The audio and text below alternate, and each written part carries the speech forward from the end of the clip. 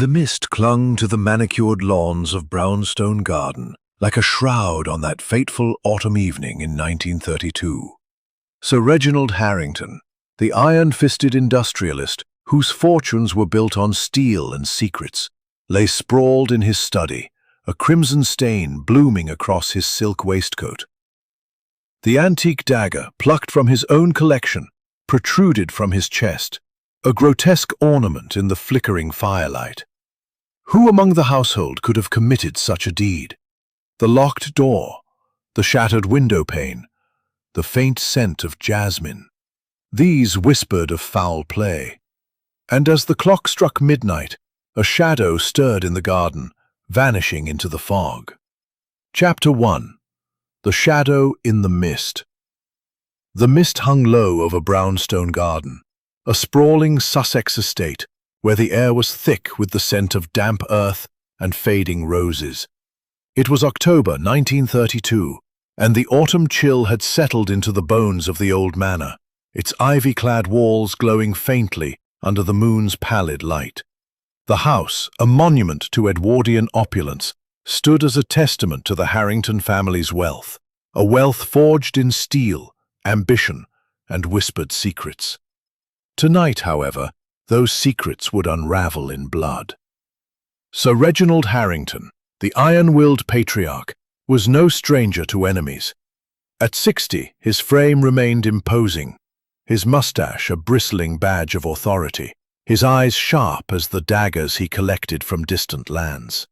His fortune, built on industrial might and wartime contracts, had made him a titan, but also a target. His household, a carefully curated assembly of loyalty and resentment, buzzed with undercurrents of discontent beneath the veneer of civility. That evening, the dining room glowed with candlelight, casting long shadows across the mahogany table. The clink of crystal and murmur of strained conversation filled the air. Lady Evelyn Harrington, his wife of 20 years, presided with porcelain grace. Her auburn hair was swept into an elegant chignon, but her emerald eyes betrayed a weariness, a flicker of something unspoken. Across from her sat Victor Lang, Sir Reginald's business partner, a lean man with a gambler's charm and a smile too sharp for comfort. Lips tightened. Victor's gaze darted to his wine-glass. Arthur muttered something about luck turning. Eliza moved silently, refilling glasses, her presence barely noticed, yet omnipresent. As the clock in the hall struck 9, the meal concluded. Sir Reginald rose, announcing his retreat to the study. "I have business to attend," he said, his tone final. The others dispersed, Lady Evelyn to the drawing room, Victor to the billiard room, Arthur to the gardens for a cigarette, and Eliza to the kitchen to prepare tea. The house settled into an uneasy quiet, the kind that precedes a storm. It was Eliza who shattered that silence. Her scream, sharp and piercing, echoed from the west wing, drawing the household like moths to a flame. They found her in the study doorway, her face pale as moonlight, her hands trembling as she pointed within.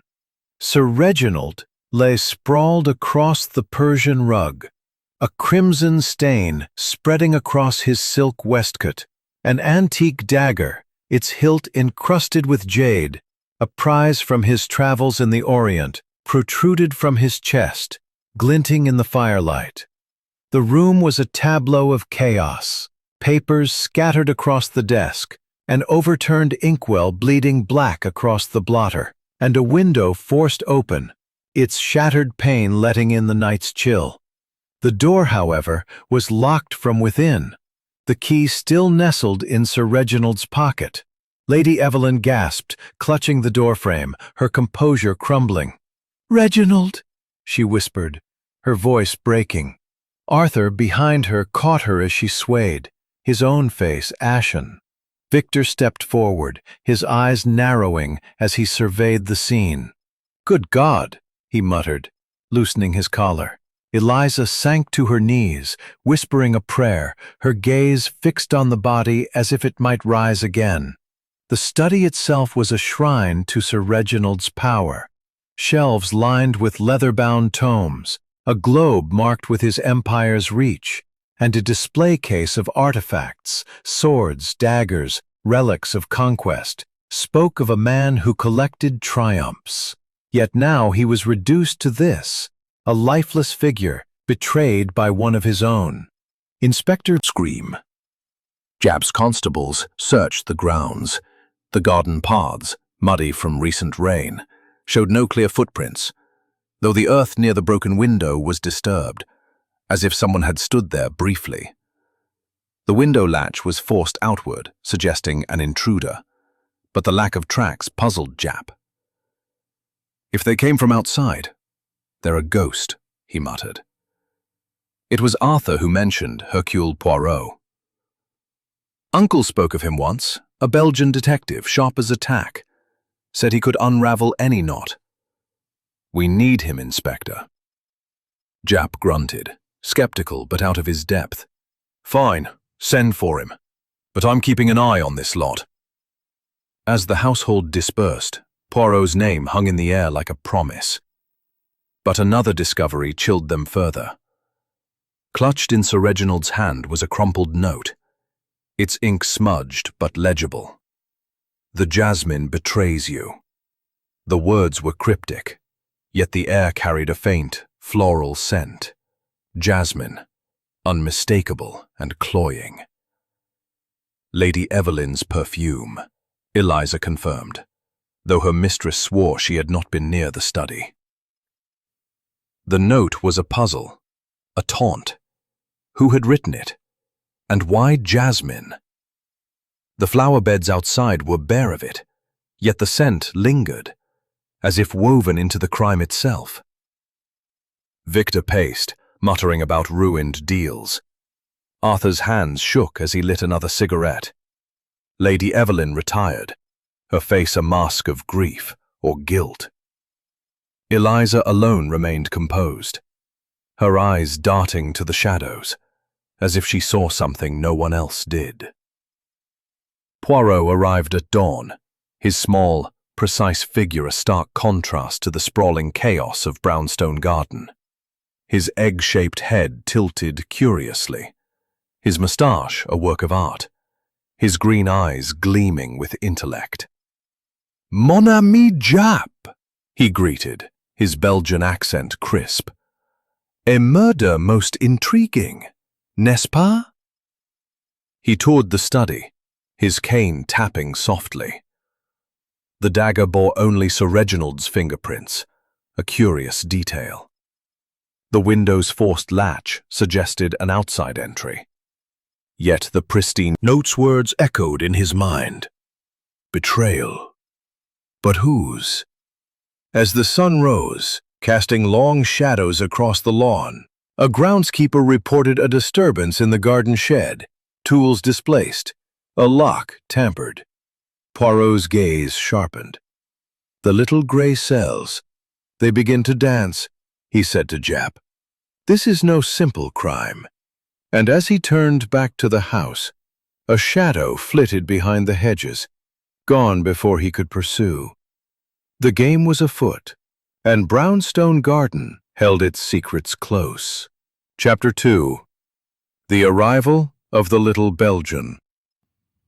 The dawn broke over Brownstone Garden with a reluctant light, as if the sun itself hesitated to illuminate the secrets buried within its ivy-clad walls. The mist of the previous night had thinned, but a chill lingered in the Sussex air, wrapping the estate in an atmosphere of unease. The murder of Sir Reginald Harrington, found stabbed in his locked study with a cryptic note clutched in his hand, had cast a pall over the household. The scent of jasmine, faint but persistent, seemed to mock the investigators, a ghostly thread woven into the crime.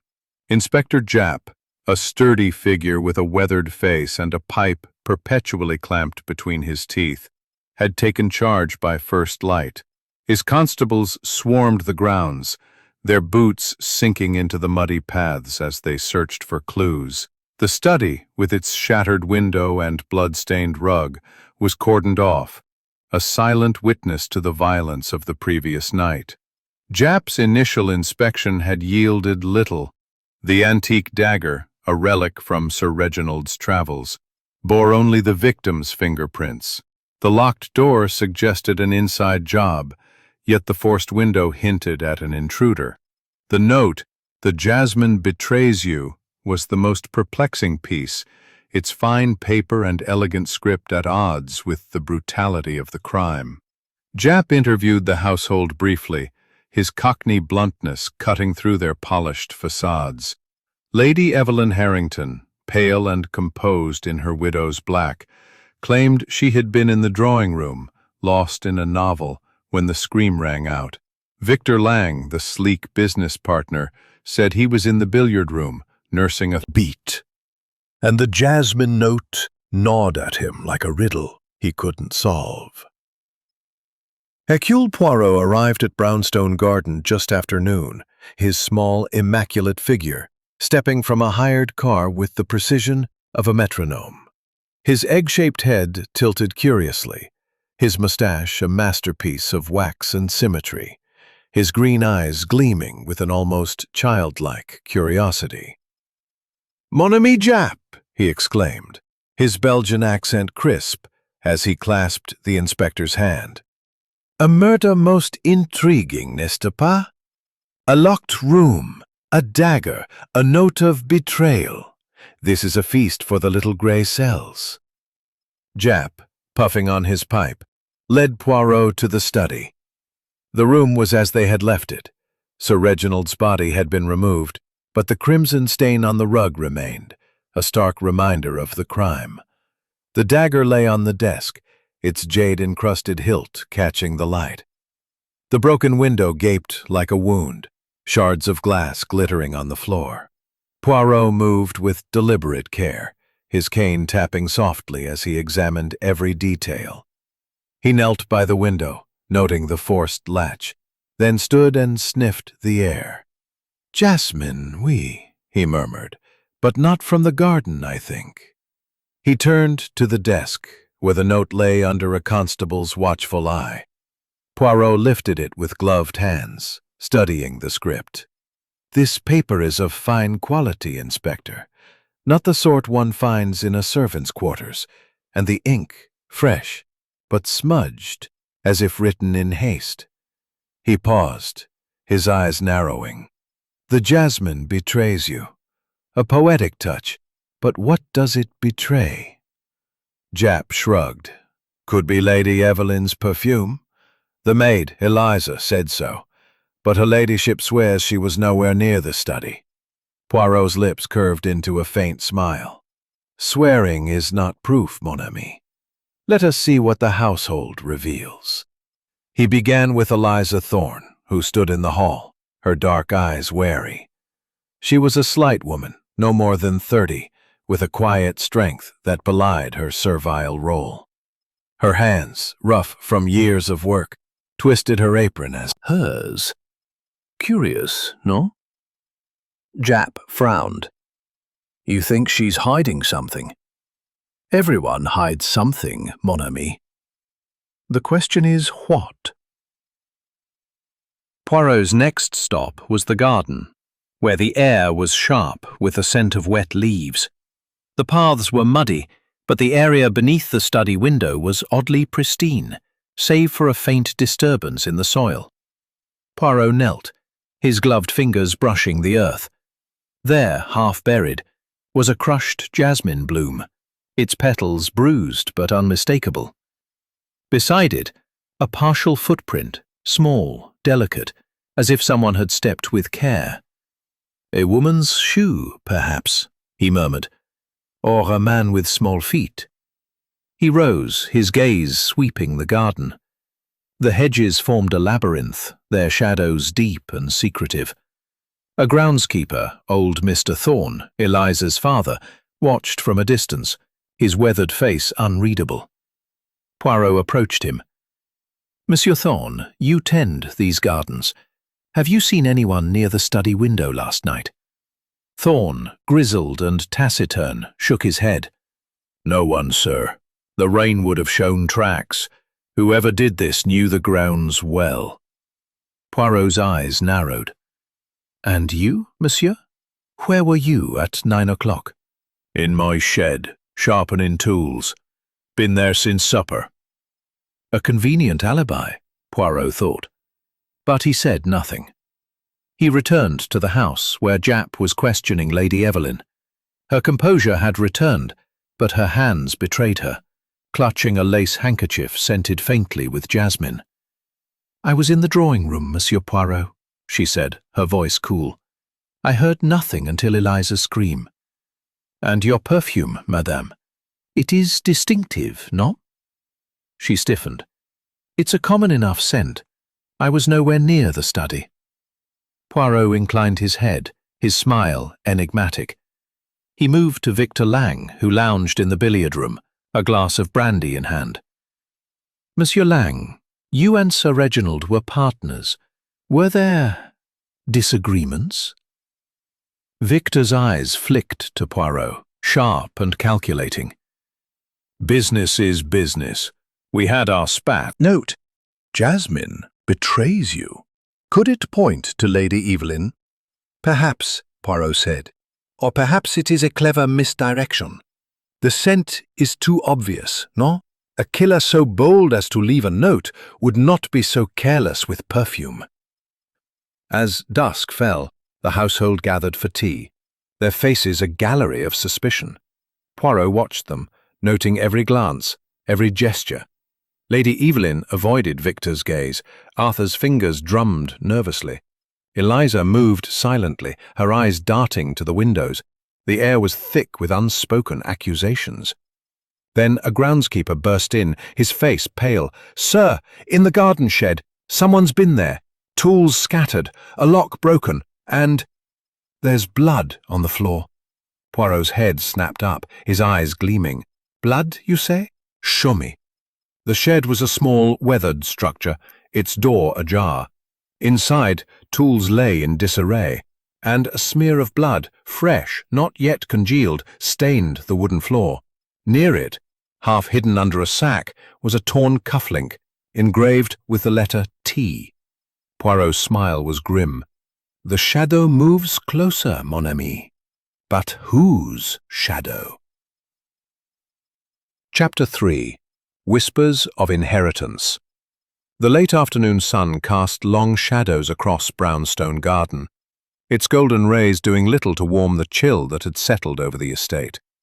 The murder of Sir Reginald Harrington, stabbed in his locked study, with a cryptic note clutched in his hand, had unravelled the household's fragile veneer of civility. The scent of jasmine, elusive yet pervasive, lingered like a spectre, taunting those who sought answers.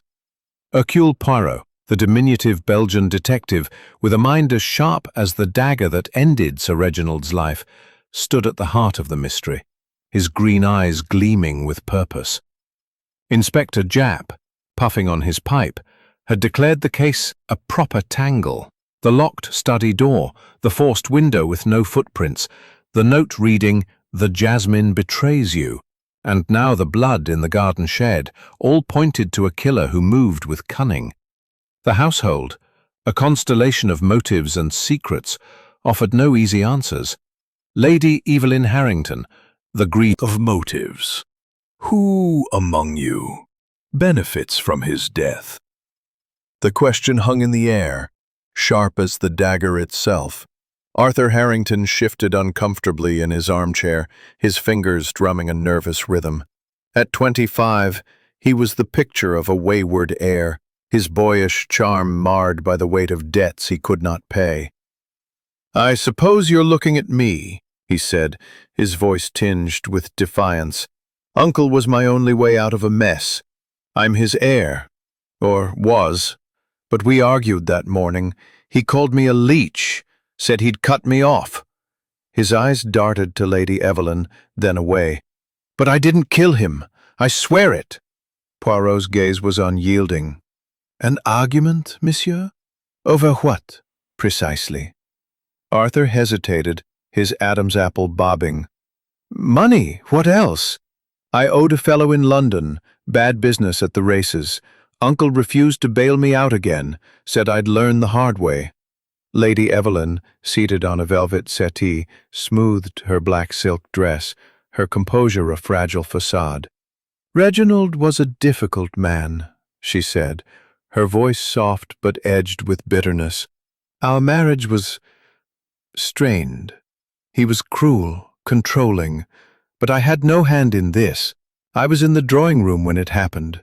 She clutched her jasmine-scented handkerchief, the floral note sharp in the air. Poirot noted it, his eyes narrowing. "And you, Madame Harrington, what do you inherit?" he asked. Her lips tightened. The estate, some funds, but I cared little for his money. Freedom, perhaps, was worth more. Victor Lang leaned against the mantel, his tailored suit immaculate, his smile a touch too smooth. "You're barking up the wrong tree, Poirot," he said, swirling his brandy. "Reginald and I had our differences. Business is a battlefield, but murder? That's not my style." Poirot tilted his head. "And yet, Monsieur Lang, I hear whispers of embezzlement. So Reginald discovered something, no? Something that threatened your empire?" Victor's smile faltered, his fingers tightening on the glass. "He suspected I'd redirected some funds." Arthur disinherited save for a modest stipend. Lady Evelyn received the estate, but no liquid assets. Victor was mentioned only as a business partner, with no claim. "A curious change," Poirot murmured. "Why disinherit the nephew so suddenly?" Japp shrugged. "Maybe he was fed up with the lad's gambling, but this gives Arthur a motive, doesn't it? Kill him before the will's finalized." "Perhaps," Poirot said, "but the will is signed. The motive lies elsewhere, I think." He examined the study again, his cane tapping a rhythm. The dagger, now in police custody, had revealed no new secrets. The window's forced latch was deliberate, but the pristine mud outside suggested no one had climbed through. The jasmine note, however, gnawed at him. He lifted it again, studying the script. "This is no servant's hand," he said to Japp. "The paper is from a private stock, expensive, refined. Someone in this house plays a clever game." Japp grunted. "Lady Evelyn's perfume is the obvious link, but she's too poised to be that sloppy. Or too clever to be obvious," Poirot countered. "Let us walk the grounds, mon ami." The garden was a labyrinth of hedges and flower beds, the air heavy with the scent of damp earth. Poirot paused near the study window, where the crushed jasmine bloom still lay. The partial footprint beside it was clearer now, a woman's shoe, size small, but the tread was indistinct, as if deliberately obscured. "Someone stepped lightly," Poirot said, "but not lightly enough." They moved to the shed, where the bloodstain and torn cufflink had been found. The cufflink, engraved with a T, pointed to Mr. Thorne, but Poirot was skeptical. "A groundskeeper with monogrammed cufflinks? No, this is planted, I think." Mr. Thorne was summoned, his grizzled face set in a scowl. "I've served here 40 years, he said. "Sir Reginald was hard but fair. I was in my shed like I said, didn't see nothing." Poirot pressed him. "And your daughter Eliza? She is devoted, oui? But to whom?" Thorne's eyes darkened. "Eliza's a good girl. Leave her be." As they returned to the house, Poirot's mind whirred. The will was a red stilled, a petal falling. "I told you I was reading. You can ask the staff." "And this note," Poirot said, producing a facsimile. "It speaks of betrayal. Whose?" Her eyes flashed. "I don't know. Reginald had enemies, business rivals, old grudges, not me." Poirot nodded, his smile enigmatic. He sought out Eliza next, finding her polishing silver in the pantry. "Mademoiselle, you know this house intimately. The study door, was it always locked at night?" She nodded, her hands steady. "Sir Reginald insisted. Only he and I had keys. And the window. Could someone enter without leaving tracks?" Her gaze flickered. Not easily, sir. The mud's soft this time of year. Poirot's questions were gentle but relentless, probing for cracks. Eliza's composure held, but her eyes betrayed a flicker of fear. Was it for herself or another? As night fell, the house grew oppressive, its silence broken only by the creak of floorboards. Poirot sat by the fire, reviewing his notes. The will, the note, the footprint, the cufflink, all pointed in different directions.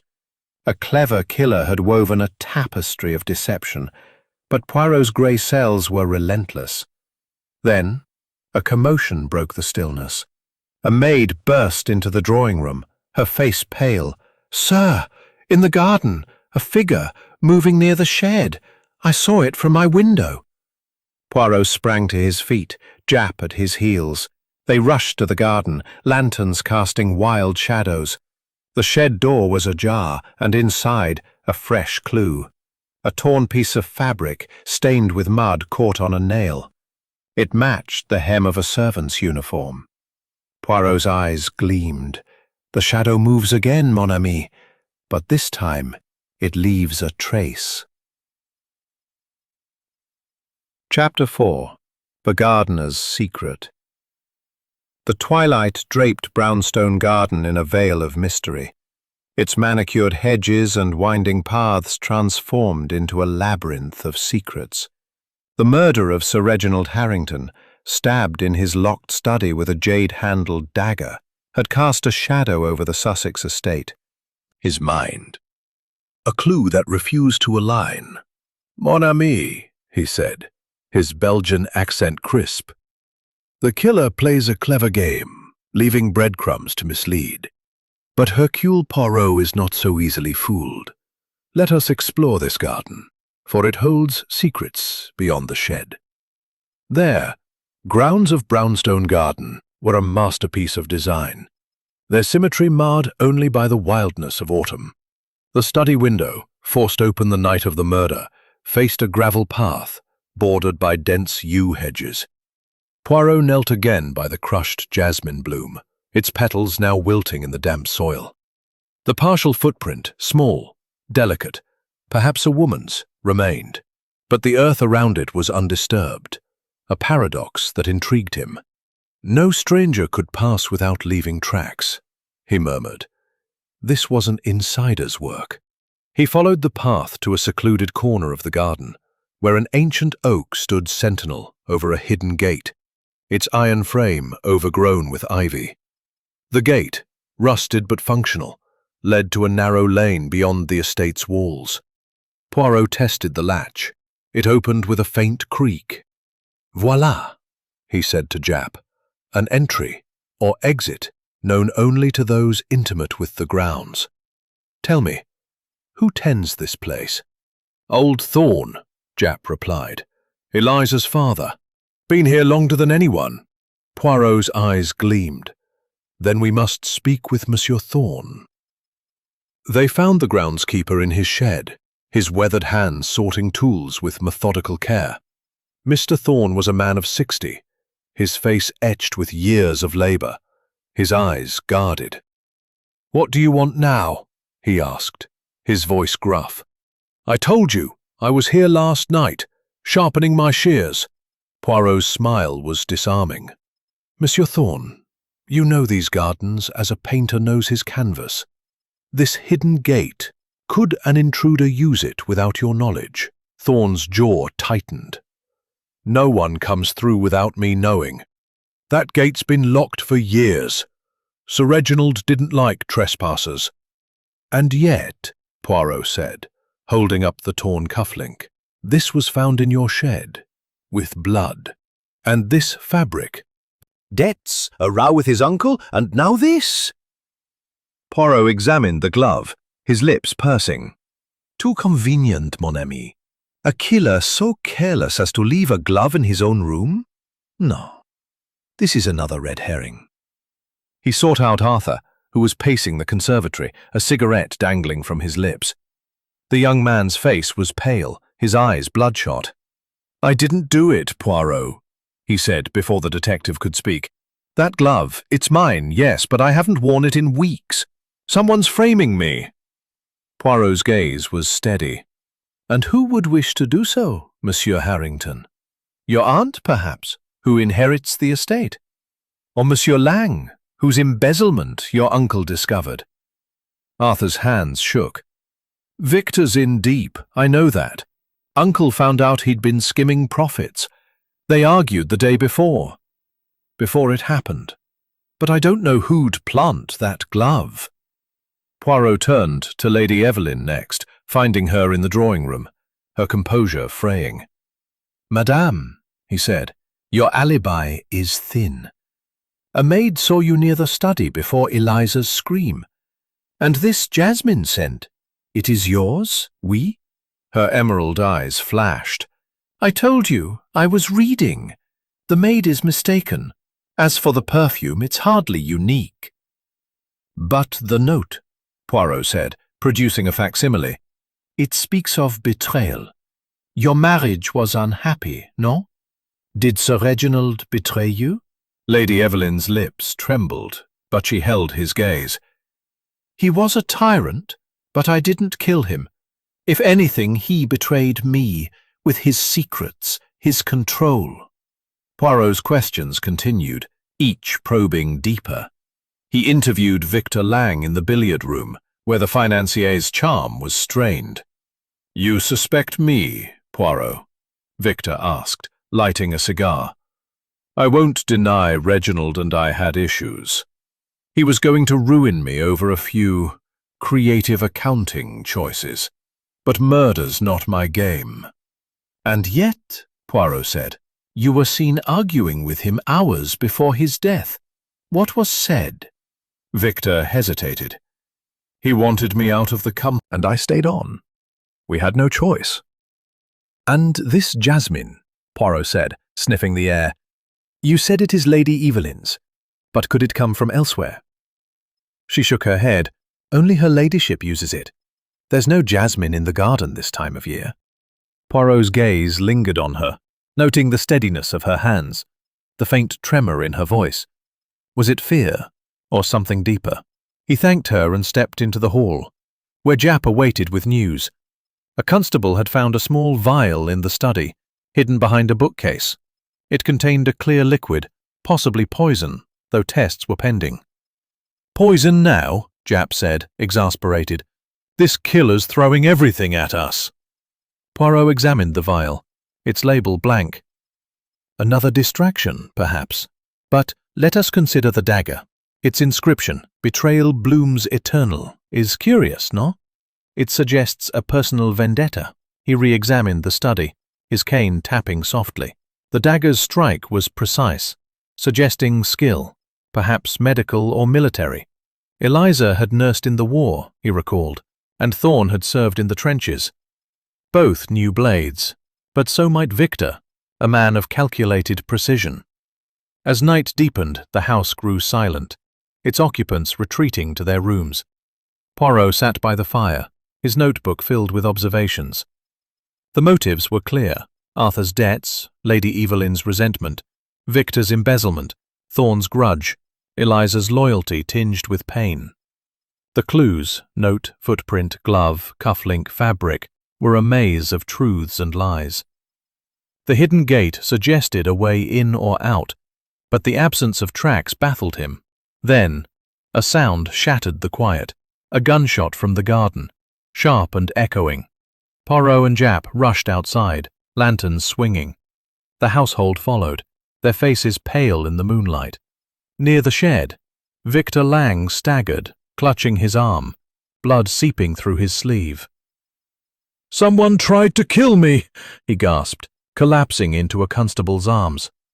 A pistol, Sir Reginald's, kept in his study, was found nearby, its barrel still warm. The footprints around it were muddled, as if someone had scuffed the earth to hide their tracks. Poirot. Chapter 5. Echoes in the Night. The gunshot that pierced the night air at Brownstone Garden sent a shiver through the Sussex estate, its echo lingering like a warning. The murder of Sir Reginald Harrington, stabbed in his locked study with a jade-handled dagger, had already frayed the nerves of the household. Now, with Victor Lang clutching a bloodied arm near the garden shed, the specter of danger loomed larger.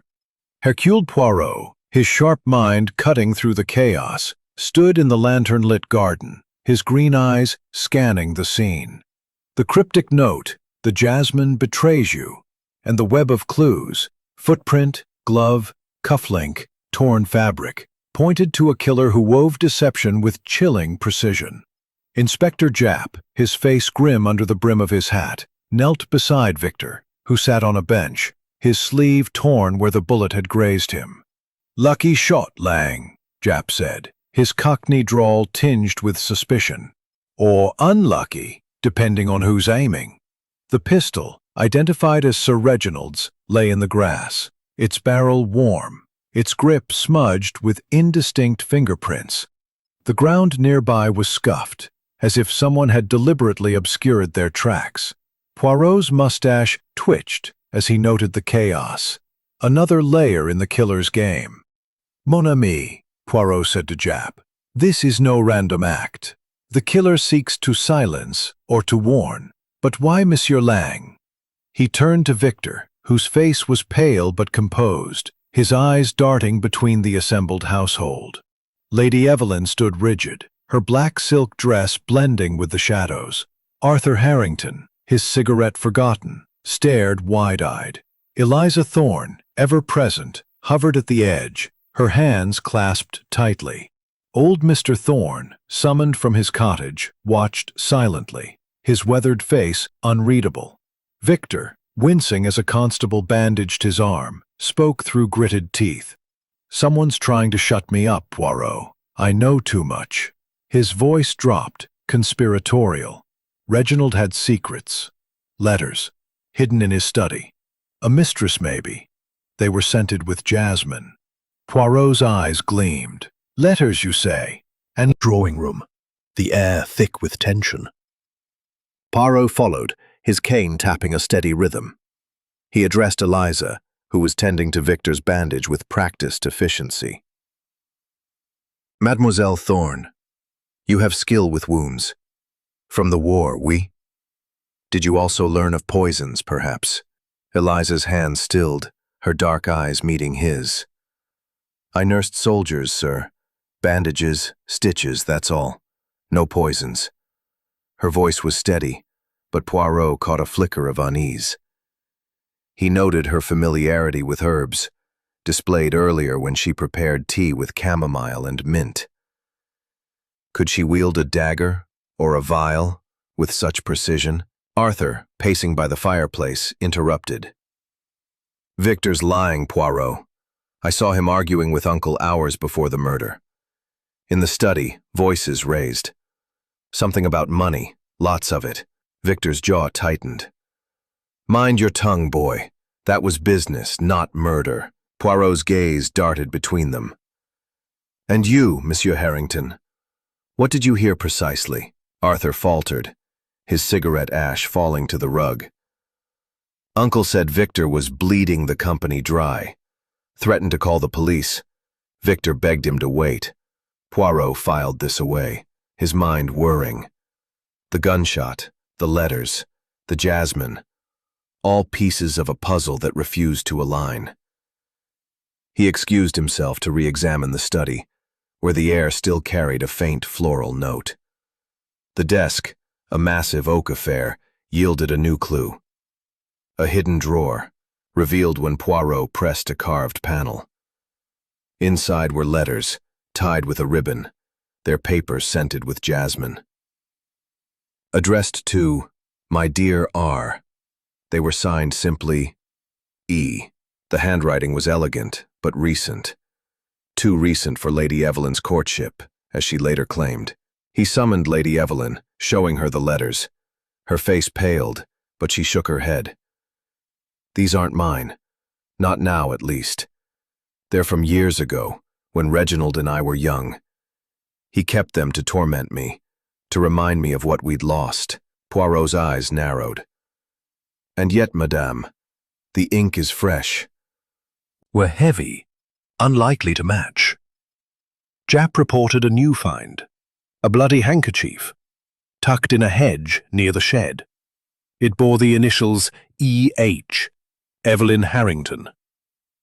"Got her now," Japp said, triumphant. "She was out here, not in the drawing room." Poirot shook his head. "Another plant, I fear. The killer is clever, scattering clues to confuse." He questioned Mr. Thorne again, finding him in the garden, pruning roses with a steady hand. "Monsieur Thorne, this cufflink with a T, yours?" Thorne scowled. "Never owned such a thing. Too fancy for me. Someone's trying to pin this on us Thornes." "And your daughter," Poirot said softly.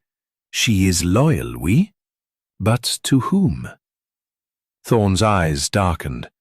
"Eliza's a good girl. She'd never harm a soul." Poirot's questions were relentless, probing for cracks. He returned to the house, where the household sat in uneasy silence. Victor, his arm bandaged, sipped brandy, his gaze wary. Arthur chain-smoked, his nerves frayed. Lady Evelyn stared into the fire, her face a mask of grief or guilt. Eliza moved silently, clearing teacups, her eyes avoiding Poirot's.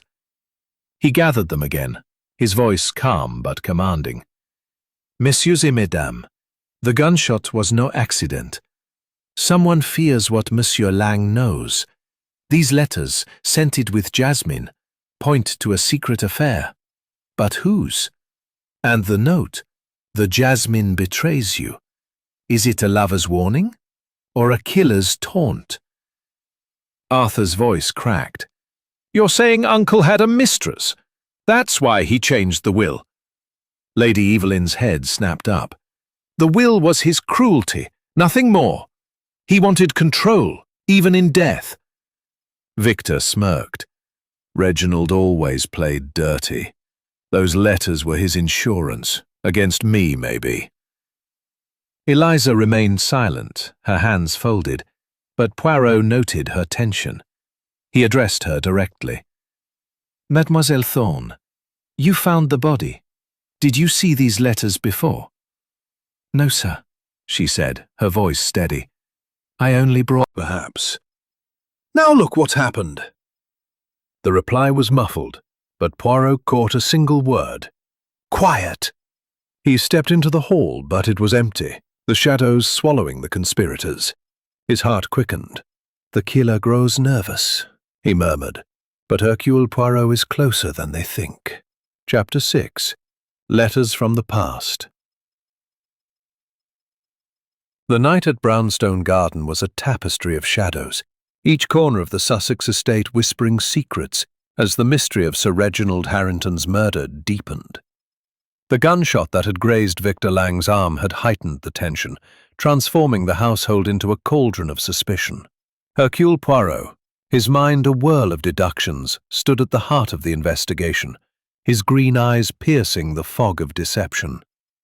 The cryptic note, "The jasmine betrays you," and the clues, footprint, glove, cufflink, torn fabric, and now jasmine-scented letters, pointed to a killer who wove a web of misdirection with chilling skill.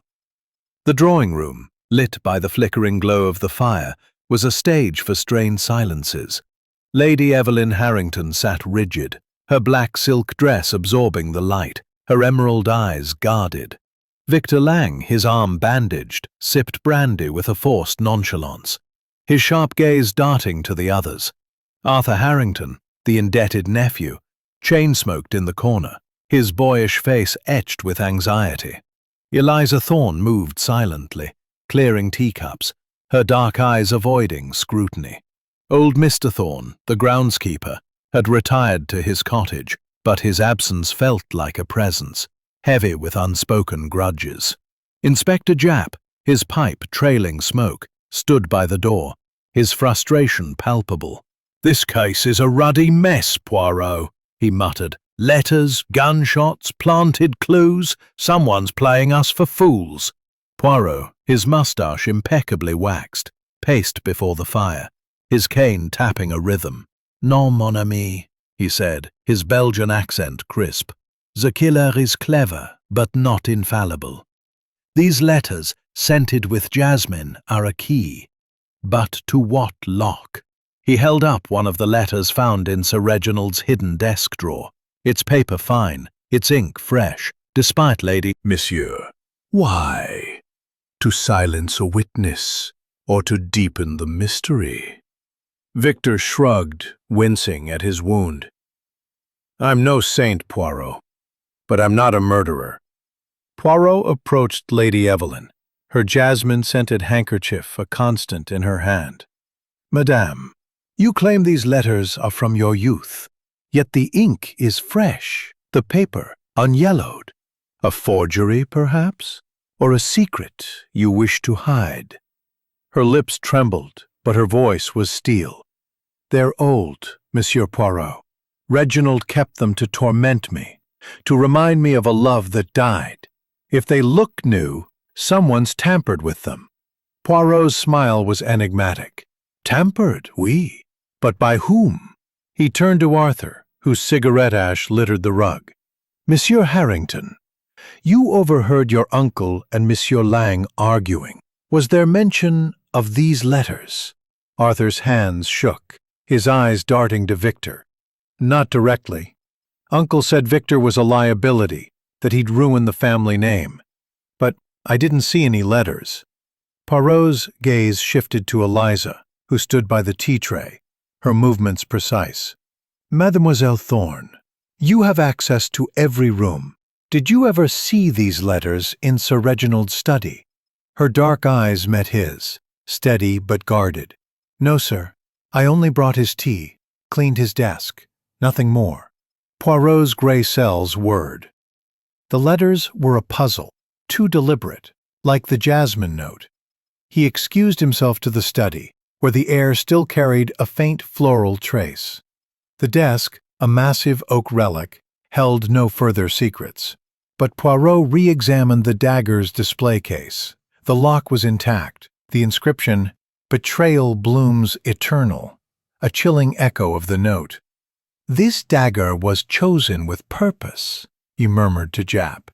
A symbol of vengeance. Jap, rifling through papers, found a ledger buried under a pile of contracts.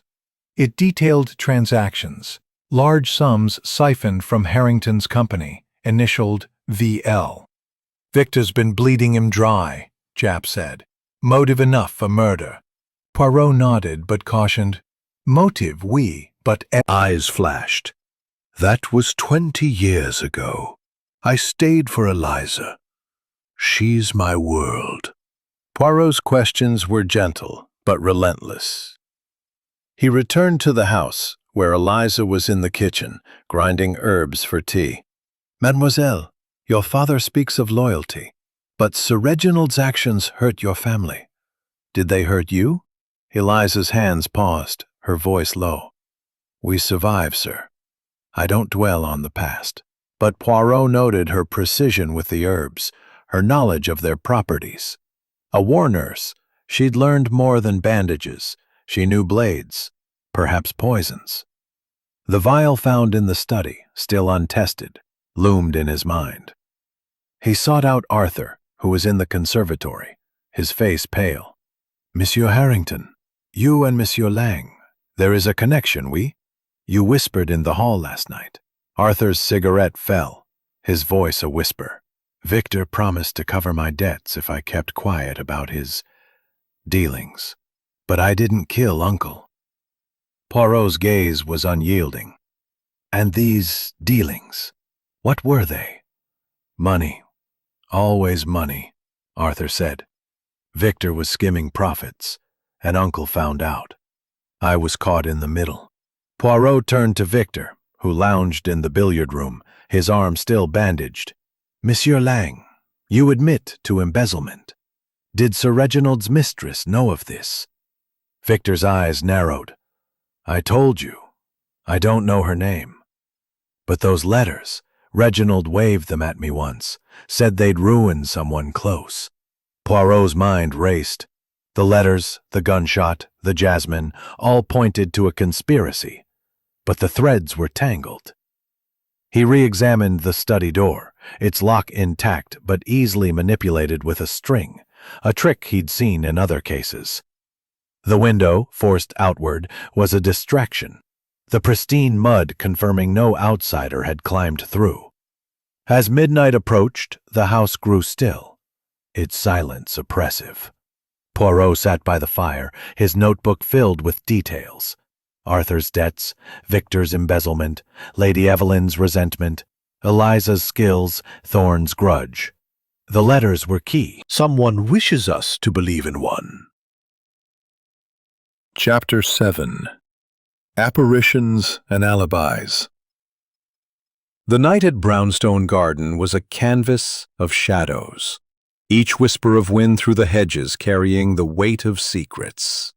The murder of Sir Reginald Harrington, stabbed in his locked study with a jade-handled dagger, had woven a tapestry of suspicion, its threads tangled with jasmine-scented letters, planted clues, and now a ghostly sighting. Eliza Thorne's scream, claiming a vision of Sir Reginald's first wife in the garden, had sent a chill through the household. But Hercule Poirot, his sharp mind unswayed by superstition, saw only another layer of deception. The Belgian detective, his green eyes gleaming, stood in the jasmine arbor, lantern in hand, studying the fresh footprints, small, deliberate, like those by the study window. Inspector Japp, his pipe glowing faintly, scoffed at the notion of ghosts. "A spectral figure, eh? Sounds like someone's trying to throw us off, Poirot. This case is thick with tricks." The footprints, barely visible in the moonlight, were a woman's size, but the soil was scuffed, as if to obscure details. Nearby, a single jasmine petal lay crushed, its scent mingling with the damp air. Poirot's mustache twitched. "Non, mon ami," he said, his Belgian accent crisp. "The mind plays tricks, but the killer plays a cleverer game. These footprints, they are no ghosts."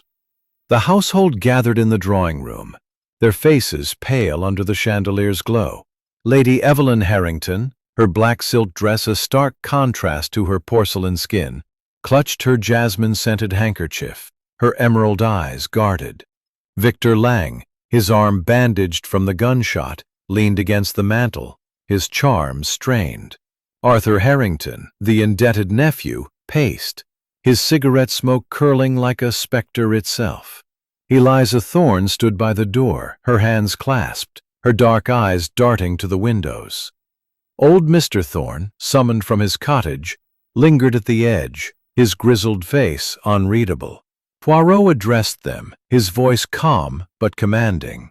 "Messieurs et mesdames, a vision in the garden." What's this got to do with Uncle's murder? Poirot's eyes twinkled. "Everything, Monsieur Harrington. The killer uses fear, misdirection. These footprints, this jasmine, they are not spectral, but human." He turned to Japp. "The arbor, mon ami. Let us examine it closely." Outside, the night was thick with mist, the lantern's light casting eerie shadows. The jasmine arbor, a lattice of bare vines, stood near the hidden gate Poirot had discovered earlier. The footprints were fresh, their edges soft in the damp soil. Poirot knelt, his gloved fingers brushing the earth. A woman's shoe, oui, but careful, too careful. Someone stepped lightly, perhaps to mimic another. Japp grunted. "Eliza's size, maybe? Or Lady Evelyn's? They're both petite." Poirot nodded but said nothing, his mind cataloguing details. The petal, the footprints, the ghostly tale, all pointed to a deliberate act. He returned to the house, where the household's alibis were unraveling. A maid, questioned earlier, admitted seeing Lady Evelyn slip a note under Victor's door the night of the murder, contradicting her claim of solitude in the drawing room. "It was quick, sir," the maid said, trembling. I didn't read it, but she looked furtive. Poirot confronted Lady Evelyn, his tone gentle but probing. Madame, you are not in the drawing-room as you claimed. A note to Monsieur Lang. Why? Her face paled, but she held his gaze. It was nothing. A reminder of a social engagement. I didn't want to disturb him. Poirot's smile was enigmatic. A social engagement at such an hour? No, madame. The truth, s'il vous plaît. She hesitated, her handkerchief crumpling. I asked Victor to meet me later, to discuss Reginald's plans. He was changing the will, cutting us both out. I thought Victor might know why. Poirot filed this away, turning to Victor. And you, monsieur, did you receive this note? Gunshot. The planted glove and cufflink. He sought out Mr. Thorne, finding him in the garden shed, his hands busy with tools. Monsieur Thorne, Poirot said, this cufflink with a T, it points to you. And your daughter's vision. Does she often see spirits? Thorne's scowl deepened. Eliza's not fanciful. She's shaken, that's all. And that cufflink ain't mine. Someone's out to ruin us. Poirot pressed. Your grudge against Sir Reginald, his dismissal of your wife. It lingers, no? Thorne's hands stilled, his voice low. It hurt, aye. Margaret was my sister, not just his wife. Her death broke us. But I didn't kill him. Poirot's eyes widened. Margaret was your sister. This you did not mention. Thorne shrugged. Didn't seem relevant. It's old history. But to Poirot, it was a new thread. Margaret's death, tied to the ghostly sighting, suggested a deeper motive. He returned to the study, re-examining the dagger. Its precise strike, clean, deep, hinted at skill, perhaps medical. Eliza's war nursing came to mind. She'd handled wounds, perhaps blades. The vial found earlier, still untested, loomed as a potential clue. Could she wield poison as deftly as a dagger? Japp joined him, holding a new find. A bloody handkerchief, monogrammed E.H., found in Lady Evelyn's drawer. Another nail in her coffin, Poirot, Japp said. She's been lying about her whereabouts. Poirot shook his head. Too obvious, mon ami. The killer plants clues like a gardener sows seeds. This handkerchief, like the glove and cufflink, is meant to mislead.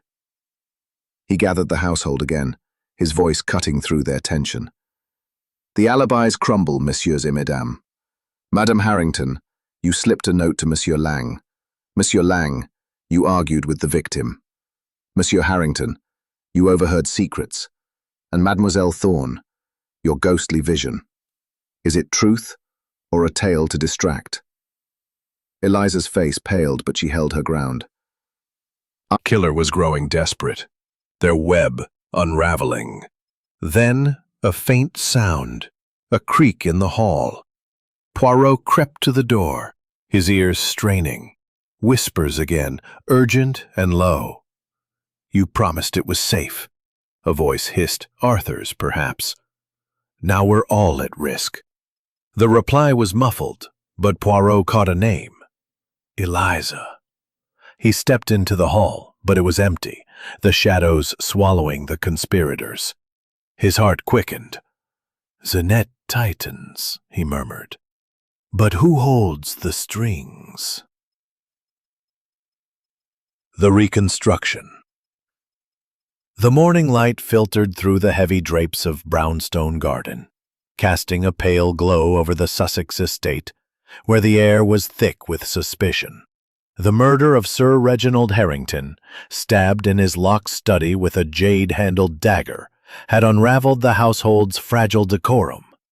The jasmine-scented letters, the gunshot that grazed Victor Lang, the ghostly sighting in the garden, and a trail of planted clues, glove, cufflink, handkerchief, had woven a labyrinth of deception.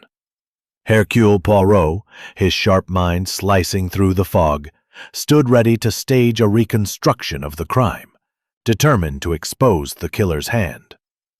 The cryptic note, "The jasmine betrays you," lingered like a taunt, its meaning just out of reach. Inspector Japp, his pipe clenched between his teeth, stood in the study, with a blood-stained rug and shattered window remained as silent witnesses.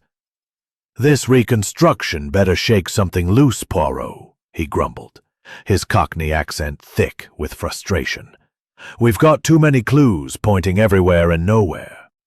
The household, Lady Evelyn Harrington, Victor Lang, Arthur Harrington, Eliza Thorne, and old Mr. Thorne, gathered uneasily, their faces a gallery of guarded expressions.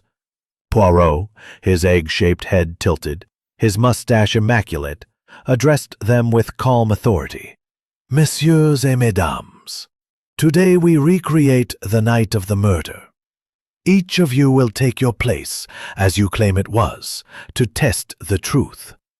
The little gray cells, they demand clarity." His green eyes gleamed, scanning their reactions. Lady Evelyn's lips tightened. "Window from here?" Arthur hesitated, his eyes darting. Not clearly. The mist was thick. Poirot turned to Victor, who lounged against the study doorframe, his bandaged arm a reminder of the gunshot. "Monsieur Lang, you were in the billiard room, oui?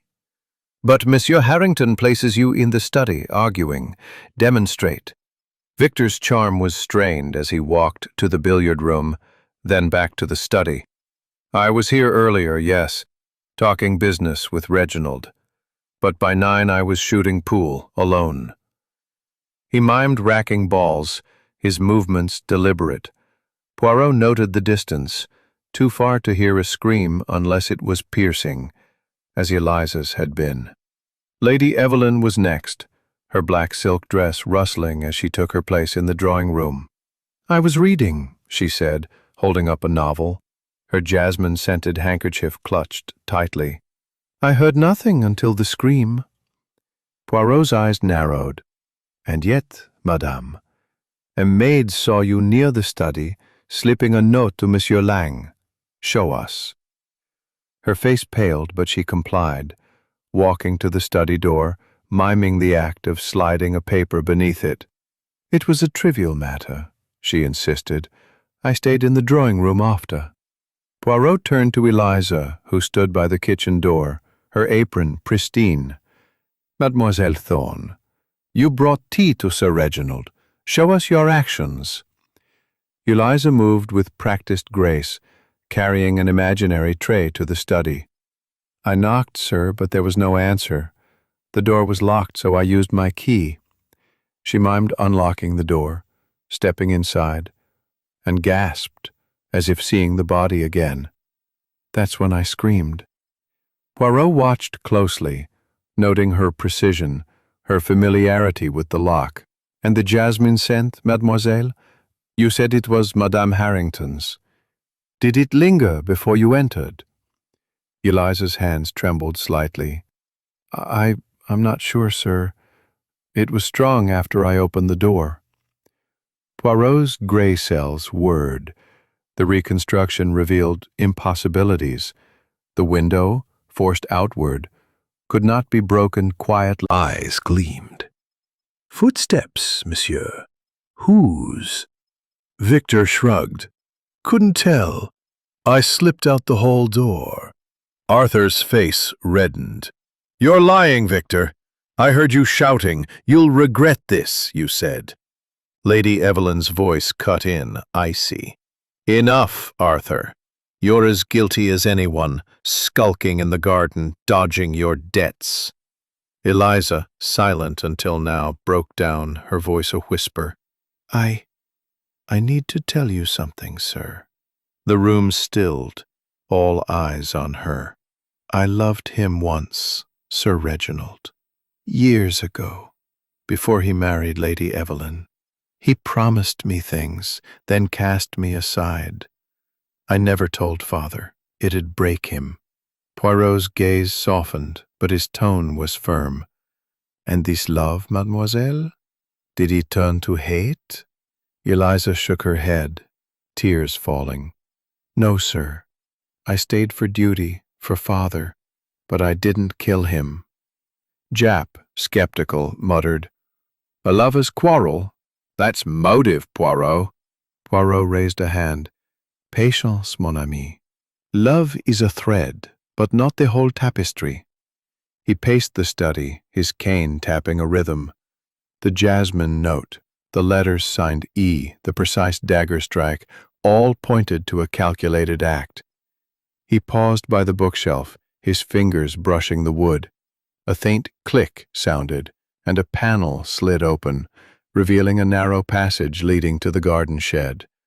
The household gasped, their faces a mix of shock and fear. Voilà, Poirot said, his voice triumphant. A secret passage, known to few. This explains the locked door, the absence of tracks. The killer struck elsewhere, perhaps the garden, then moved the body here. Jap's eyes widened. The shed! The blood there! The cufflink! It fits! But Poirot cautioned. The cufflink, the glove, the handkerchief, these are distractions. The passage is key. But who knew of it? Thorne, summoned to the study, stared at the passage, his face pale. I knew of it, he admitted. Used it years ago when Margaret, Sir Reginald's first wife, lived here. But I told no. Plans, mon ami. The killer wants us to suspect Thorne. But why? He questioned Thorne again, his tone gentle but probing. Monsieur, this vial, yours. Thorne's scowl deepened. Never seen it. Someone's framing me, like that cufflink. Poirot's grey cells raced. The passage, the vial, the jasmine, all pointed to an insider with intimate knowledge. Eliza's nursing skills, Thorne's access, Lady Evelyn's lies, Victor's secrets, Arthur's desperation, each was a thread in a tangled web. As dusk fell, the house grew silent, the tension suffocating. Poirot sat by the fire, his notebook filled with clues. The letters signed E, the precise dagger strike, the ghostly footprints. The killer was close, their desperation growing with each revelation. Then, a faint sound, a rustle in the garden. Poirot peered through the window, his heart quickening. A shadow moved near the arbor, swift and silent, vanishing into the mist. The killer stirs, he murmured, but Hercule Poirot is ready. Chapter 9. Gathering Storm. The air at Brownstone Garden was heavy with the promise of rain, the clouds over the Sussex estate mirroring the storm of suspicion brewing within its walls. The murder of Sir Reginald Harrington, stabbed in his locked study with a jade-handled dagger, had unravelled the household's carefully maintained facade. The discovery of a secret passage from the study to the garden shed, combined with jasmine-scented letters, a ghostly sighting, and a trail of planted clues, glove, cufflink, handkerchief, and now a poison vial, had tightened the noose around the suspects. Hercule Poirot, his sharp mind slicing through the web of deception, stood on the cusp of truth, his green eyes gleaming with purpose. The cryptic note, "The jasmine betrays you," was no longer just a taunt but a key, its meaning tantalizingly close. Inspector Japp, his pipe puffing furiously, stood in the garden shed, clutching the newly found vial. "This seals it, Poirot," he declared, his Cockney accent thick with conviction. "Poison, hidden Lies elsewhere. The household gathered in the drawing room, their faces a gallery of tension under the chandelier's dim glow. Lady Evelyn Harrington, her black silk dress a stark contrast to her pale skin, sat rigid, her jasmine-scented handkerchief clutched tightly. Victor Lang, his arm still bandaged from the gunshot, leaned against the mantel, his charm fraying at the edges. Arthur Harrington, the indebted nephew, paced, his cigarette smoke curling like a wraith. Eliza Thorne stood by the door, her hands folded, her dark eyes watchful. Mr. Thorne, summoned from his cottage, lingered at the edge, his weathered face set in a scowl. Poirot addressed them, his voice calm but commanding. Messieurs et mesdames, the net tightens. The secret passage explains the locked room, but not the killer's heart. The jasmine note, the jasmine betrays you, is not a person, but a plot, a misdirection. Let us unravel it. He held up a facsimile of the note, its fine paper a clue in itself. This paper matches Monsieur Lang's stationery, found in his room. A clever touch, oui? But why implicate Madame Harrington with her perfume? Victor's eyes narrowed. You're barking up the wrong tree, Poirot. I didn't write that note. Someone's framing me, like they tried to shoot me. Poirot's gaze shifted to Arthur. And you, Monsieur Harrington? The glove in your room, planted, you say. But by whom? Arthur's hands trembled, ash falling to the rug.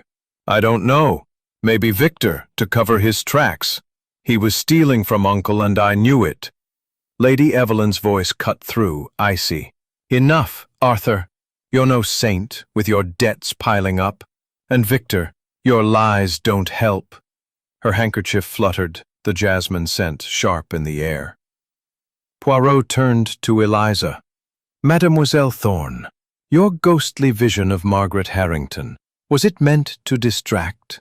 Your nursing skills, they include knowledge of daggers, no? And perhaps poisons?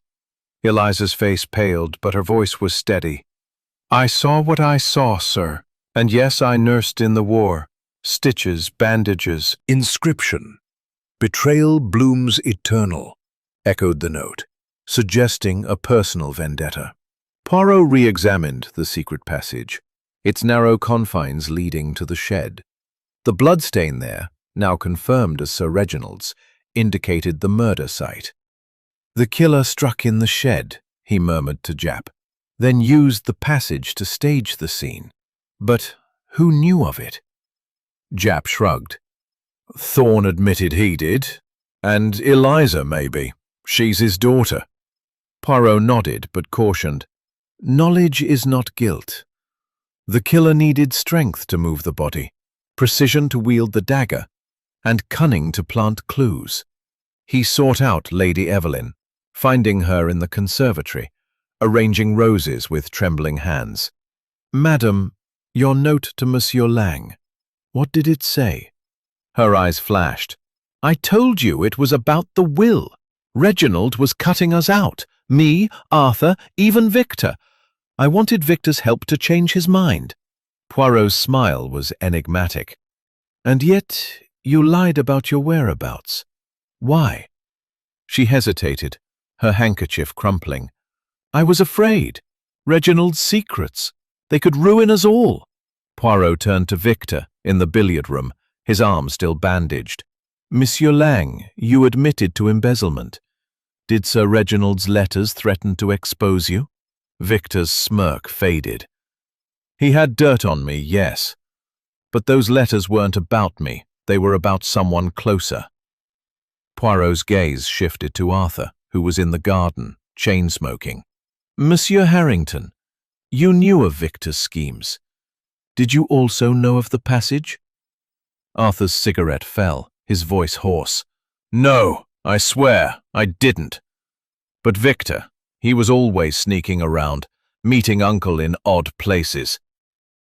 Poirot questioned Eliza next, finding her in the kitchen, grinding herbs with precision. Mademoiselle, your father knew the passage. Did you?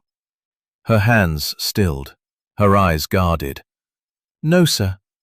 Father never spoke of it. I only knew the house, not its secrets. Poirot's questions were relentless, probing for cracks. The passage changed the crime's geography. Father alone. He suffered enough. Arthur's voice cracked. What about me? That glove in my room. I'm being framed. Poirot's gaze swept over them, his gray cells racing.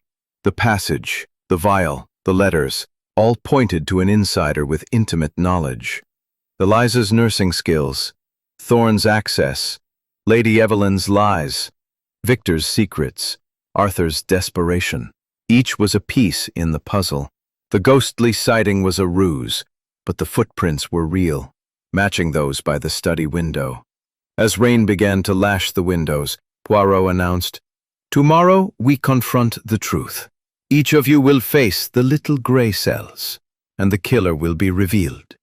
The household dispersed, their faces pale with dread. Poirot sat by the fire, his notebook filled with details.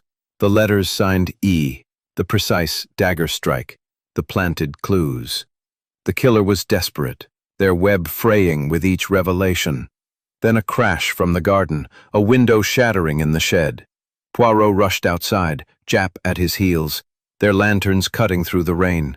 The shed door was ajar, and inside, a new clue, a bloodied knife. Not the dagger, hidden under a sack. Its blade was fresh with blood, not Sir Reginald's, but new. Poirot's eyes gleamed. The killer moves again, mon ami, but this time they bleed. Chapter 10. The Bloom of Truth. The storm that had threatened Brownstone Garden broke with a fury, rain lashing the Sussex estate as thunder rumbled like an accusation. The murder of Sir Reginald Harrington, stabbed with a jade-handled dagger in his locked study, had woven a tapestry of deception. Jasmine-scented letters, a secret passage, planted clues, a ghostly sighting, and a bloodied knife found in the garden shed. Hercule Poirot, his sharp mind a beacon in the chaos, stood ready to unveil the truth. The cryptic note, "The jasmine betrays you," was no longer a mystery but a revelation, its meaning crystallized in his little gray cells. The drawing room, lit by a crackling fire, was a stage for the final act. The household gathered, their faces pale under the chandelier's glow. Lady Evelyn Harrington, her black silk dress, stands among us. He paced, his voice measured but commanding. Sir Reginald was not killed in the study, but in the garden shed. His body moved via the secret passage to stage a locked room mystery. The forced window, the pristine mud, misdirections. The glove in Monsieur Harrington's room, the cufflink in the shed, the handkerchief in Madame Harrington's drawer, the poison vial, all planted to confuse. The jasmine note, written on Monsieur Lang's stationery, pointed to Madame Harrington's perfume, but it was a lie within a lie. Lady Evelyn's lips tightened, her handkerchief clutched tightly. "Then who, Monsieur Poirot? Who would do this?" Poirot's eyes gleamed. "Let us unravel the motives. Monsieur Harrington, your debts made you desperate. Sir Reginald's will, cutting you out, gave you reason. Monsieur Lang, your embezzlement was exposed, threatening ruin. Madame Harrington, your loveless marriage and Sir Reginald's secrets fueled resentment. Monsieur Thorne, your sister Margaret's death at Sir Reginald's hands left a wound. And Mademoiselle Thorne, your loyalty hid a deeper pain." He paused, letting the tension build. "The clues tell a story. The dagger's precise strike required skill, medical perhaps. The passage was known to few, Monsieur Thorne, and perhaps his daughter. The jasmine scent was deliberate, stolen from Madame Harrington to mislead. The letters, signed E, were fresh, not old, suggesting a forged betrayal." Victor's voice was sharp. "Get to it, Poirot. Who's the killer?" Poirot raised a hand. "Patience, monsieur. Let us consider the night of the murder. Sir Reginald was lured to the shed, perhaps by a note or a promise. He was stabbed there, the blood staining the floor. The killer, strong enough to move the body, used the passage to place him in the study, locking the door with his key. The window was forced to suggest an intruder, but the mud betrayed no tracks. Japp nodded. The shed's blood matches Harrington's, but who had the strength? Poirot's gaze swept the room. You argued with Sir Reginald, fearing exposure. You knew of the letters, used them to deflect blame. But your alibi holds. You were in the billiard room. Victor's smirk returned, strained. Told you, Poirot, I'm no killer. Poirot's gaze shifted to Lady Evelyn. Madame, your lies about your whereabouts, your note to Monsieur Lang. You sought to protect yourself, but not to kill. The jasmine was stolen from you, a cruel trick. Her eyes filled with tears. I hated him, but I didn't. Poirot turned to Mr. Thorne. Monsieur, your grudge was deep, your sister's death a wound. You knew the passage, the shed, but your hands are too weathered, your strength not precise for the dagger's strike. Thorne's scowl softened. I'd have faced him openly, not skulked like a coward. Poirot's eyes settled on Eliza, who stood rigid, her hands clasped. Mademoiselle Thorne, you are the key. Your nursing skills, learned in the war, gave you precision with a blade. Your father's pain, your mother's ruin at Sir Reginald's hands, fueled your hatred. You loved him once, as you admitted, but his rejection turned love to vengeance. Eliza's face paled, her voice a whisper. No, sir. Poirot's voice was relentless. You knew the passage, from your father's tales. You lured Sir Reginald to the shed, stabbed him with the dagger, a symbol of his betrayal. You moved the body, staging the locked room. The jasmine, stolen from Madame Harrington, was your misdirection. The footprints, yours, disguised to seem delicate. The knife in the shed, bloodied by your own cut in haste, was your mistake. Eliza's eyes filled with tears, her composure crumbling. He destroyed us, she whispered. Mother died in poverty because of him. He promised me a future, then cast me aside. I couldn't let him ruin father too. The room stilled, the fire's crackle the only sound. Japp stepped forward, his voice gruff. Eliza Thorne, you're under arrest. She nodded, tears streaming. I did it for mother, for father. I'm sorry. Poirot's gaze softened, but his voice was firm.